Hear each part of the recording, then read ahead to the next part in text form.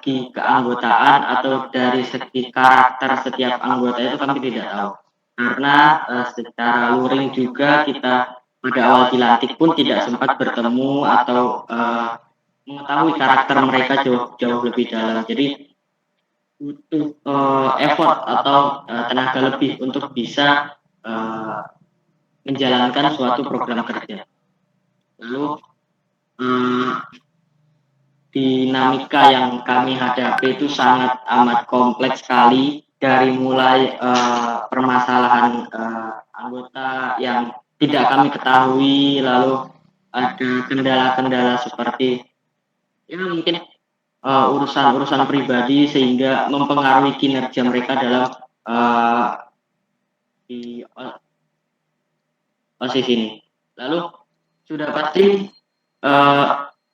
di pandemi ini anggota-anggota baru itu pada kaget ya, pada apa namanya, sudah pasti dari SD pun mereka belum tahu OSIS, tiba-tiba OSIS dan itu pun daring. Jadi ada yang bertanya, cerita lucu ya mungkin, pada saat itu ada suatu sekbid ingin melaksanakan program kerja. Nah, di situ sudah tim inti dari saya dan beberapa teman yang sudah menginstruksikan caranya gini stepnya. Nah, saat dilakukan masih ada yang tanya, Kak, OSIS itu apa, dan fungsi dari OSIS atau OSIS itu gimana sih, itu masih banyak yang tanya. Jadi ibarat mereka OSIS pun belum kenal bagaimana yang namanya organisasi, bagaimana yang namanya OSIS, itu mereka benar-benar blank, tidak ada gambaran sama sekali.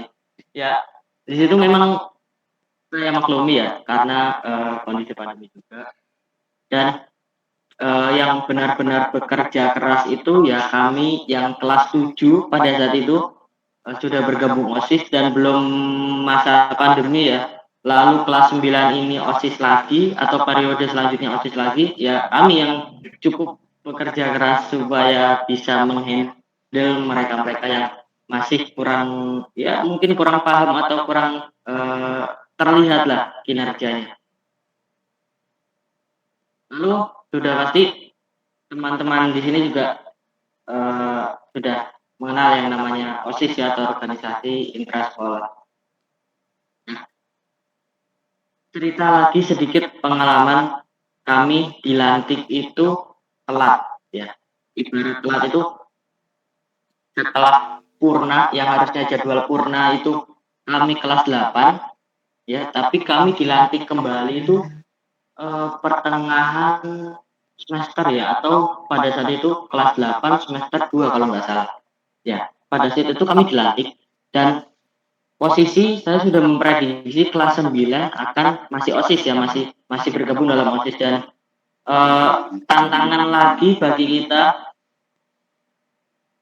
mungkin teman-teman juga merasakan yang namanya belajar online itu seperti apa, suka-dukanya belajar online, susahnya memahami materi itu seperti apa.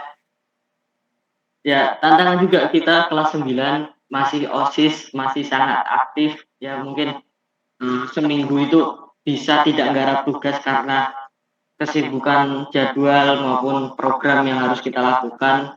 Dan anak-anak OSIS ini juga fleksibel orangnya. Di kegiatan mana saja mereka bisa masuk, di pramuka masuk, di akademiknya masuk, perlombanya masuk. Jadi tantangannya sangat apa ya, sangat seru ibaratnya. Jadi kita OSIS iya, tapi karir sendiri pun juga harus tetap dipertahankan seperti itu. Tambahan lagi juga mungkin saya sendiri setiap hari itu jadwal itu sudah sangat menumpuk, sudah sangat padat ya, dan sikap kita itu sangat berpengaruh, apalagi yang namanya pembagian waktu, membagi waktu antara tugas sekolah maupun tugas madrasah, dan bagaimana kita dapat menyeimbangkan itu, yang dari saya sendiri pun masih sulit untuk mengatur hal tersebut. Baik, mungkin Ada yang mau ditanyakan sampai sini? Kalau tidak ada, saya berikan ke moderator terlebih dahulu. Oke, terima kasih atas penjelasannya dari Mas Valen. Ada beberapa poin penting yang setelah disampaikan oleh Mas Valen terkait dengan kepemimpinannya menjadi seorang ketua OSIS di MTS Negeri 1 Yogyakarta. Bahwasanya apa yang telah diraih oleh Mas Valen selaku ketua OSIS MTS Negeri 1 Yogyakarta merupakan sebuah kebanggaan bagaimana sekolah MTS N1 Yogyakarta merupakan sekolah yang memang berkembang begitu pesat ya Mas Valen. Bagaimana dulu nggak dikenal oleh banyak orang, dulu masih terbilang sekolah buangan, dan sampai sekarang menjadi favorit ya, sekolah MTS negeri favorit di Yogyakarta. Nah, itu merupakan salah satu kebanggaan menjadi seorang pemimpin, bagaimana Mas Valen bisa ada kesempatan untuk mengabdikan dirinya di sekolah tercinta itu. Jadi teman-teman perlu ketahui bahwasanya ketika teman-teman bisa menjadi seorang pemimpin, akan ada hikmah, akan ada nilai positif yang akan teman-teman raih selama teman-teman bisa memimpin di sebuah organisasi ataupun wadah tertentu gitu. Terus juga ada poin pentingnya bagaimana Mas Fahmi itu bisa mendapatkan dua kali kesempatan untuk menjadi seorang pengurus di MTS Negeri 1 Yogyakarta. Nah, secara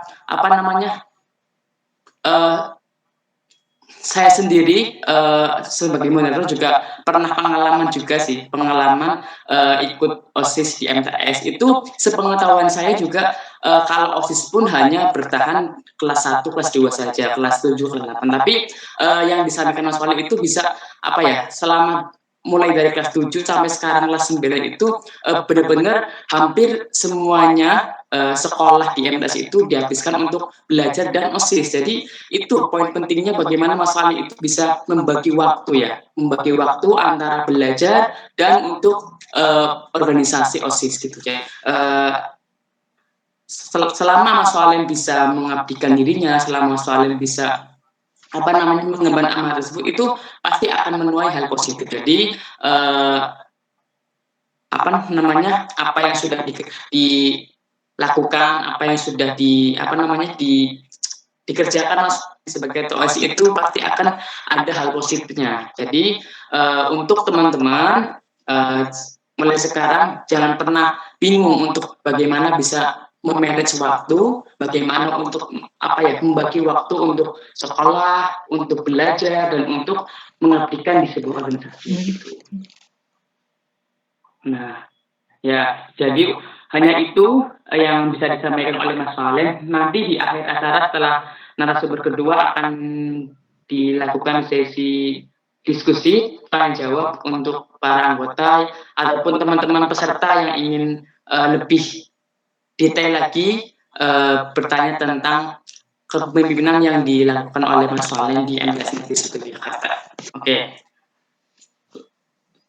Langsung saja untuk narasumber yang kedua, Mbak Nisa Arfatul Aulia, bisa disampaikan materinya. Sebelumnya mohon maaf saya tidak di awal tadi tidak bilang bahwa untuk untuk narasumber saya kasih waktu 20 menit ya. Tadi Mas Wali saya lupa kasih tahu. Jadi untuk Mbak Ova, monggo bisa disampaikan materinya. Kami dari panitia memberikan waktu 20 menit.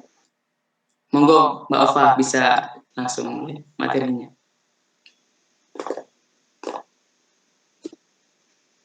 Suara saya terdengar? Apakah suara saya terdengar? Ya. Sudah Mbak, sudah. Oke, terima kasih atas kesempatannya. Terima kasih atas waktunya. Sebelumnya, Assalamualaikum warahmatullahi wabarakatuh. Waalaikumsalam warahmatullahi wabarakatuh. Wabihi nasta'fil am ya iwan mursalin sayyidina